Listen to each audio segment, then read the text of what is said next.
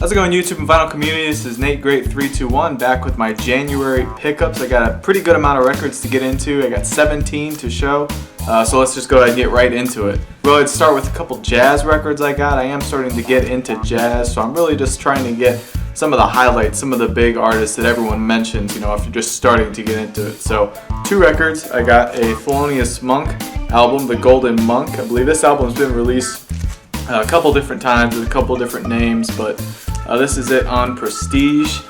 It's on this blue, kind of a dark blue Prestige label with the trident on there. Good album musically, but I think there might be something weird with this pressing, or I'm not really sure, but it seems like when I listen to it, the sound mostly comes out of the right channel, and I'm not sure if that's an issue with the mastering from mono or if it's something with this particular pressing, but that kind of threw me off a little bit. But other than that, really good album musically. Next one I got is a Blue Note classic, Kenny Burrell, Midnight Blue. I found this at a store in Birmingham, I think for $15, and for a Blue Note, at least where I'm at, that's pretty good. It's not on the classic Blue Note kind of label.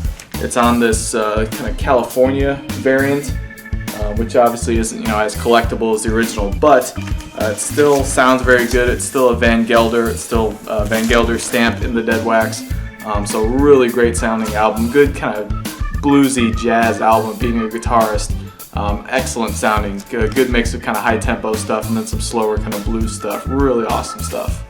Next one I was really excited for. This is one I've been looking for quite some time. Bob Marley and the Wailers, Uprising. This is 1980, a U.S. press on Island. Sounds excellent. The vinyl's in great shape. The jacket's in great shape. I'm not like a reggae aficionado or anything, but I tend to pick up Marley or Jimmy Cliff or something if I find it in good shape. And I've been looking for this one for quite some time and really lucked out finding that good copy. So at that same record store that I found the Bob Marley album at, I found a bunch of Vangelis albums. I really like his stuff, but I never see it around me. And I found it. Someone must have unloaded their entire collection at this record store because there was a ton there. I ended up picking up 4 albums. They're all in excellent shape and sound really good. Heaven and Hell, kind of, I guess his. Most people consider this his masterpiece, and this is probably my favorite out of the ones I picked up. Albedo, 039, China, and then a later one of his, Mask. So right there effectively tripled my Vangelis collection in one go, so I was really happy to find those. Here's one for the heavy metal collection. I mentioned in my intro video that I was really into heavy metal when I was in high school, and I still like to listen to it every once in a while. I found this is Priest Live, a double live LP, I believe recorded in like 86 or 87. It was on support for their Turbo tour, which isn't really my favorite album of theirs. But this album has a ton of stuff off Screaming for Vengeance, Defenders of the Faith, British Steel, that kind of era. That's really my favorite era of Judas Priest. So some really cool stuff on here, a really good set list. Next one was kind of a random blind buy for a couple bucks. I don't normally buy classical records, especially on vinyl, but I found this. It's a Beethoven album. I guess if that means anything to you, that's the song I got from Beethoven. The only reason I got it was because it was cheap, because it was in good shape, and it was on this Deutsche Grammophon label, which I've always heard is really good for classical music as far as pressing quality. I've only listened to one side of it so far, but it did sound really good. So, if I find classical for cheap and it's in good shape, I'll take a chance on it. So I enjoy that one so far. The next few are just kind of filler 80s pop music, nothing too special, but stuff that was cheap, and I figured I'd add it to the collection. Steve Winwood Chronicles, a compilation of some of his 80s stuff. I'm not really sure if this is going to stay in the collection. Didn't enjoy it that much, but it was only a couple bucks, so I figured I'd take a chance. Paul Young, The Secret of Association. Every Time You Go Away is probably the song most people know on this album. Again, sort of generic, just 80s pop stuff, but not too bad. Got Simply Red's debut album. They're sort of very, almost overproduced in my opinion, kind of soul music, I guess you could say. And not too bad. I wasn't really sure what to expect. I'd always heard of them, but never really dug into their catalog or much into their music. And it was pretty good. It sounds great on vinyl, but I might have to listen to it once or twice more and see if it really sticks with me if I want to keep it in the collection. Another sort of 80s synth pop filler album. This is Real Life, Heartland, as you can see up there, gold stamp promo. And down here there's a little kind of punch right there, remainder punch. Send Me an Angel is the song that they're probably most known for. It's the only one I had heard from them prior to this, but a lot of it's, pretty decent stuff, and it was only, I think, $2 or $3, so I figured, what the heck, why not? I've been trying to fill out my Dire Straits collection. That's a band that I really enjoy listening to on vinyl. I think it sounds excellent. Really love the guitar work on those albums. So when I saw Love Over Gold for, I think, maybe $2 or $3, it was at a store that was having a 50% off sale.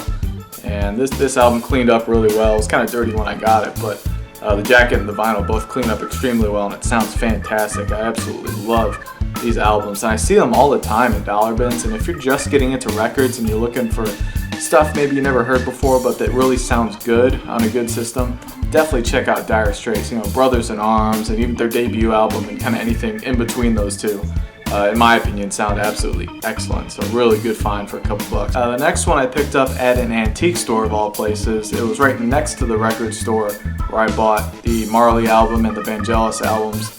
And I was leaving the record store and I decided, I'll just dip in for a couple minutes and see what they got. Not really expecting to find anything. There was one dealer there that had records, and they had a bunch of 80s stuff. I was really surprised. It's stuff you wouldn't normally see at an antique store.